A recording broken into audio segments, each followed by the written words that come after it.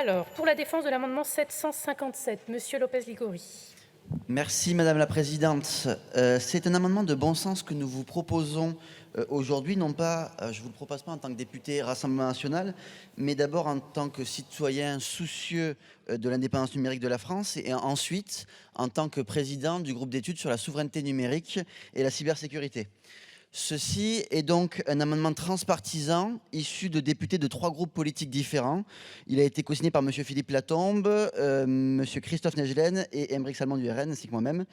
Nous proposons cette mesure ensemble parce que la souveraineté numérique dépasse les clivages partisans. Et malheureusement, la souveraineté numérique est un petit peu absente donc, de cet article 7. Il n'y a pas de mention du pays d'établissement de l'entreprise qui pourra répondre aux appels d'offres pour ce système algorithmique. Et il n'y a pas de garantie que cette entreprise qui va traiter des données précieuses, stratégiques pour la sécurité nationale sera au moins européenne. Disons-le, il n'y a pas d'assurance que cette entreprise sera un partenaire de confiance pour l'État français. Alors, par cet amendement, nous voulons colmater les brèches de cet article. Le référentiel SecNumCloud auquel nous faisons référence a pour dessein de nous protéger de l'extraterritorialité de législation extra-européenne auxquelles pourraient être soumises les entreprises qui répondront à l'appel d'offres. Il a cet avantage, ce référentiel SecNumCloud, d'être déjà pleinement intégré dans notre droit et d'être conforme au droit européen et au droit de la concurrence. Oui, la commande publique doit être un outil de reconquête de notre souveraineté numérique. Mettre la sécurité des Français dans les mains d'une entreprise extra-européenne, c'est accepter potentiellement un risque d'espionnage, de sabotage ou de pillage de nos données.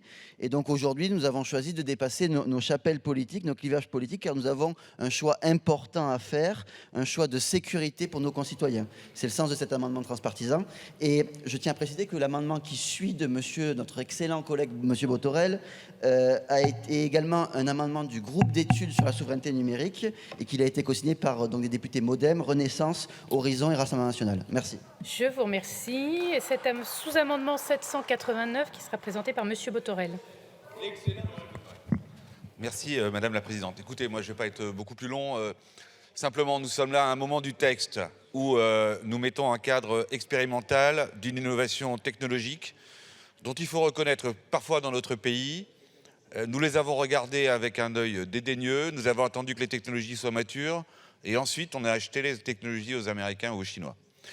Ce qu'il est proposé de faire au travers de cette série d'amendements, de sous-amendements, c'est de considérer que nous avons notre responsabilité, je crois qu'elle est assez unanimement partagée sur ces bancs, de considérer que nous avions aussi une action d'orientation de cette innovation qui soit en faveur des entreprises françaises ou européennes.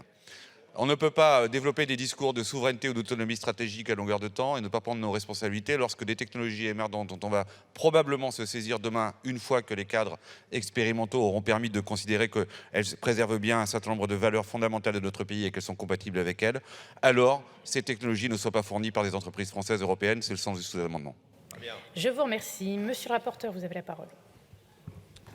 Lors de l'examen de l'article 88, la Commission avait émis un avis défavorable, notamment en considérant que le référentiel n'avait pas de base légale et que, par ailleurs, il ne revenait pas à notre Assemblée de lui en donner. En revanche, moi j'ai entendu l'argument sur la conventionnalité du dispositif, l'intérêt également d'avoir cette protection des sociétés européennes, et c'est la raison pour laquelle, à titre personnel, sur l'amendement comme sur le sous-amendement, j'émets un avis de sagesse. Je vous remercie. Monsieur le ministre, même avis. Merci. Monsieur Latombe. Oui, merci Madame la Présidente pour confirmer que le groupe démocrate et MoDem et apparenté votera cet amendement et ce sous-amendement. Très clairement, la question, c'est de se préserver de l'extraterritorialité d'un certain nombre de droits, qu'ils soient américains, chinois, israéliens ou autres. L'idée, c'est vraiment d'être sûr que l'ensemble des données, l'ensemble des logiciels, d'algorithmes soient respectueux de nos règles de droit françaises et européennes. Et c'est dans ce sens-là que je me félicite que cet amendement soit transpartisan. Je vous remercie. Le scrutin est clos. Résultat, votant 52, exprimé 51, majorité 26. Pour 47, contre 4, l'Assemblée nationale a adopté. Je mets aux voix l'amendement ainsi sous-amendé par scrutin public. Le scrutin est ouvert. Le scrutin est clos.